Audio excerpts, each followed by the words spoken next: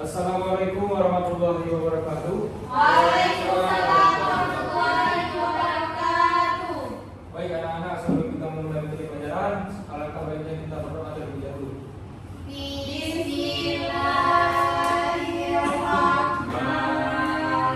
Bismillahirrahmanirrahim. Rabbi shrah li sadri wa yassir li amri wahlul 'uqdatam min lisani yafqahu qawli. Rabbi zidni ilman warzuqni fahman. Amin. Baik, sebelumnya kita akan absen dulu ya. Ya, Pak. Salman, Hadir. Zuraida, Hadir, Pak. Salsabila, Hadir, Pak. Sabardi, Pak. Wahyu mana Wahyu? Ini dia Pak. Oh, sudah benar. Gimana kabar hari ini? Apakah semua baik? Sehat? Alhamdulillah, Pak. Sehat. Ya, baik, hari ini kita akan mempelajari tentang Roman itu geografi. Selamat datang dalam perjalanan kita untuk memahami geografi, sebuah disiplin ilmu yang mencakup lebih dari sekedar peta dan lokasi. Geografi adalah studi komprehensif tentang bumi dan segala fenomena di dalamnya, baik alam maupun manusia. Definisi dan konsep itu geografi. Geografi dibagi dua, yaitu geografi fisik dan geografi manusia. Geografi fisik mempelajari bentang alam seperti gunung, sungai, lautan, iklim, dan tanah. Fokus pada proses alami yang membentuk permukaan bumi.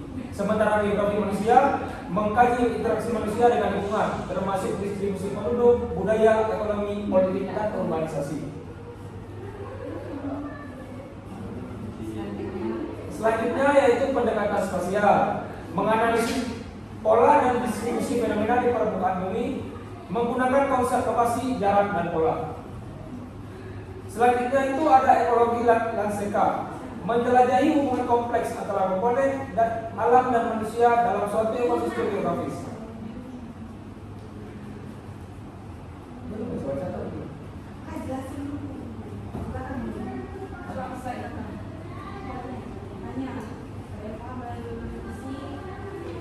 Ada yang paham tentang geografi fisik? Tidak Pak. Saya bisa, Pak. Apa? Saya bilang. Biasa geografi fisik itu dia membahas tentang alam yang misal gunung, sungai, lautan, iklim, perubahan cuaca, dan menjelajahi misalnya tentang tanah-tanahnya. Selanjutnya geografi manusia, siapa yang paham? Saya Pak, Selanjutnya silakan.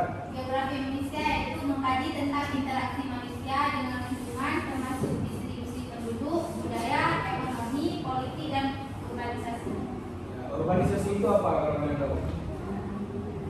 Perpindahan penduduk Dari mana? Kita.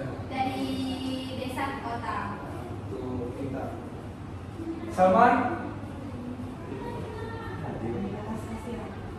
Salman? Pendekatan spasial apa Salman? Tadi udah Bapak jelaskan.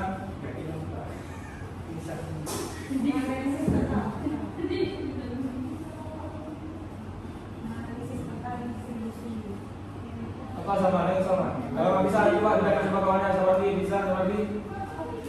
Pendekatan spasial adalah menganalisis pola dan distribusi fenomena di permukaan bumi menggunakan konsep lokasi, jarak, dan pola.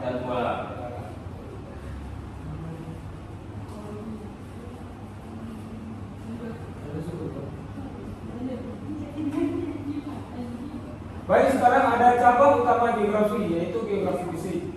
Geografi fisik berfokus pada sistem alam di bumi. Ini melibatkan studi tentang iklim, air, tanah, dan bentuk lahan. Memahami proses-proses ini penting untuk memprediksi bencana alam dan mengelola sumber daya.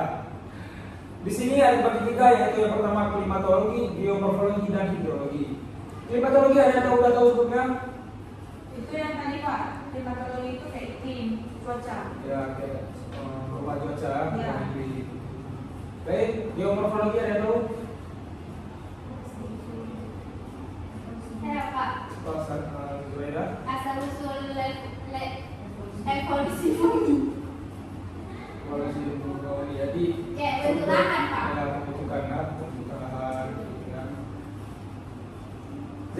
Klimatologi ini studi tentang pola iklim dan cuaca global serta dampaknya terhadap lingkungan. Ya, kayak misal ada perubahan cuaca dari ini siang misal panas, ada di mana berupa hujan, ini hujan. Dan ada juga misal hujan deras sampai belum banjir. Geomorfologi penelitian tentang asal usul dan evolusi bentuk lahan di permukaan bumi. Dan seperti meletusnya gunung dan menjadi sebuah pulau begitu. Ada lahan baru. Ya, ada lahan baru. Hidrologi sama coba. Hidrologi apa hidrologi? Salman ini belajar nggak sekolah? Aduh, Salman. Analisis distribusi dan pergerakan air di bumi termasuk sungai, danau, dan lautan. Cabang utama geografi yaitu geografi manusia. Geografi manusia mengkaji bagaimana aktivitas dan organisasi manusia membentuk dan dipengaruhi oleh lingkungan geografis. Ini mencakup demografi, budaya, struktur sosial dan ekonomi.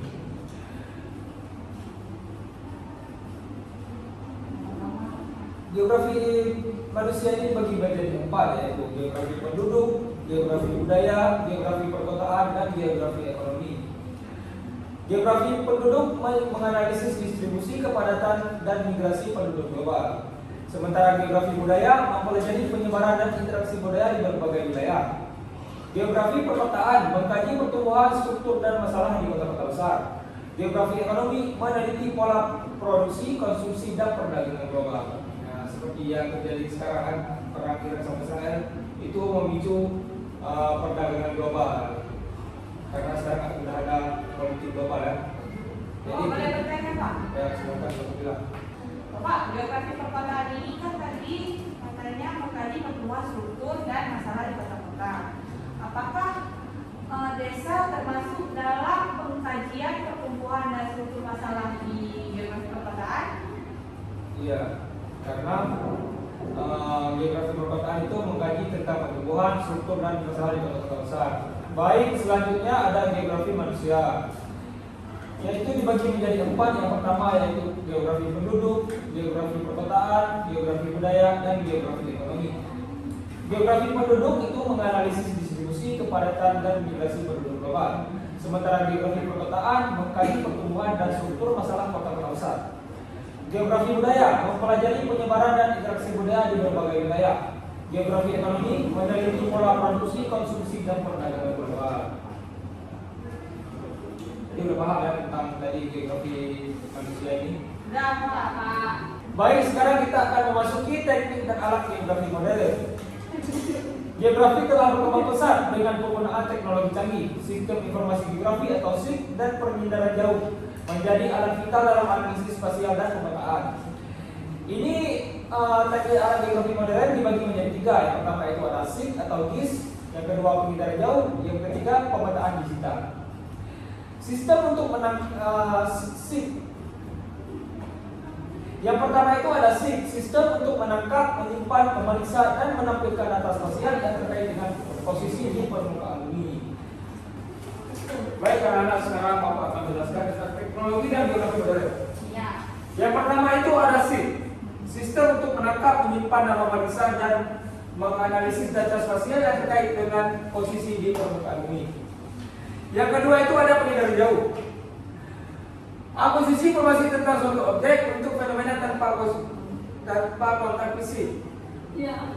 Yang kedua itu ada penginderaan jauh, akuisisi informasi tentang suatu objek atau fenomena tanpa kontak fisik. Biasanya menggunakan satelit atau pesawat terbang.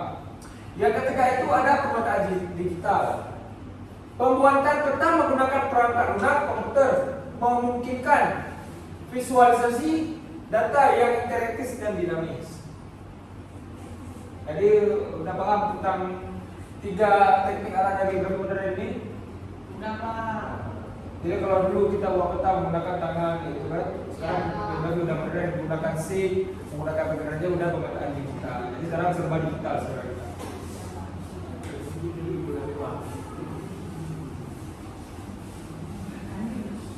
Ya, sekarang kita akan memasuki pentingnya geografi dalam kehidupan sehari-hari. Kalau Salman, Sekarang kita akan memasuki pentingnya ya. Geografi penting untuk kehidupan sehari-hari itu bagaimana? Geografi tidak hanya relevan untuk akademik, tetapi juga berperan penting dalam memahami dunia di sekitar kita. Mulai dari navigasi hingga isu-isu global. Geografi membantu kita memahami yang pertama itu perubahan iklim dan dampaknya. Ya seperti yang sudah Bapak jelaskan tadi, misal siang kita panas, nanti malam tiba-tiba turun hujan, itu namanya itu perubahan iklim ya. Yang kedua itu ada distribusi sumber daya alam. Yang ketiga ada pola penyebaran penyakit. Ya. Penyakit. Ya, ya Pak. Yang ketiga itu ada pola penyebaran penyakit. Yang keempat ada perencanaan kota yang berkelanjutan. Yang terakhir itu ada konflik geopolitik dan dampaknya. Nah, konflik geopolitik itu seperti apa kalau boleh tahu? Ya, yang Iran sama Israel. Benar, sebenarnya lain apa? Misalnya ini menjajah negara ini, menjajah negara ini untuk Oleh Cina sama Israel. itu memperbuka wilayah ya. Nah, Bagus. Baik, sekarang kita akan memasuki geografi dan isu lingkungan global. Sebagai ilmu yang mempelajari interaksi antara manusia dan lingkungan, geografi sangat relevan dalam adresi isu-isu lingkungan kritis saat ini. Yang pertama itu ada perubahan iklim, menganalisis penyebab dan dampak pemanasan global di berbagai wilayah. Selanjutnya ada kelangkaan air, menganalisis masalah akses air bersih dan upaya konversi sumber daya air. Ada yang tahu di negara apa yang kesusahan air sekarang ini? Afrika. Ya, Afrika. Lain? Arab tidak kesusahan air sama. Arab itu kaya akan sumber daya alam. Ya, selanjutnya ada pengelolaan limbah, mempelajari distribusi dan solusi untuk masalah sampah dan polusi. Sama biasa kalau sampah itu dibakar apa ditanam sama? Ditanam.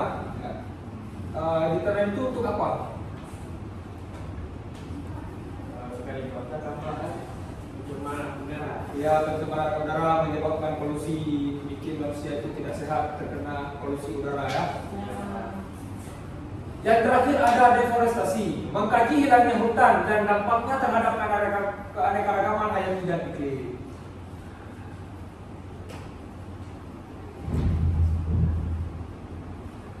Baik, apa yang sudah paham?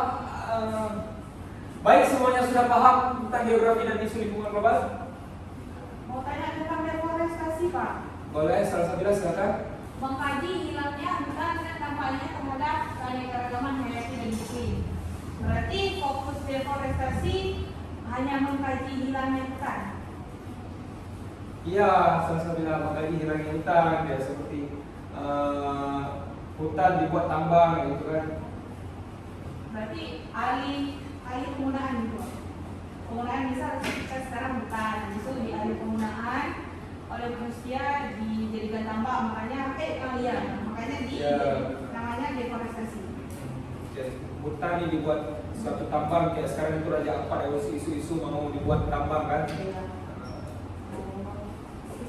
Sudah paham semuanya? Sudah.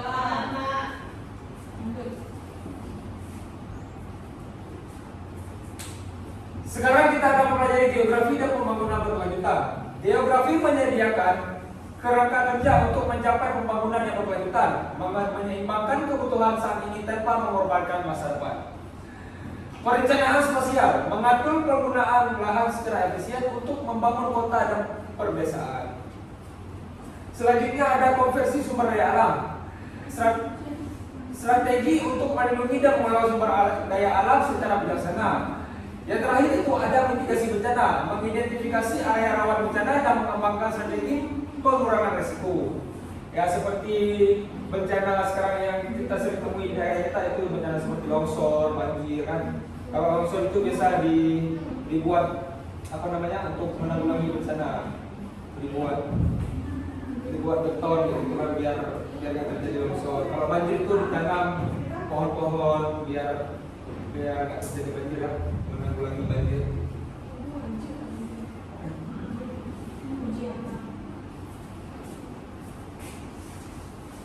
Sekarang kita akan membahas tentang kita nanti selesai dari geografi kita akan kemana, nanti bingung kan kita mau kemana.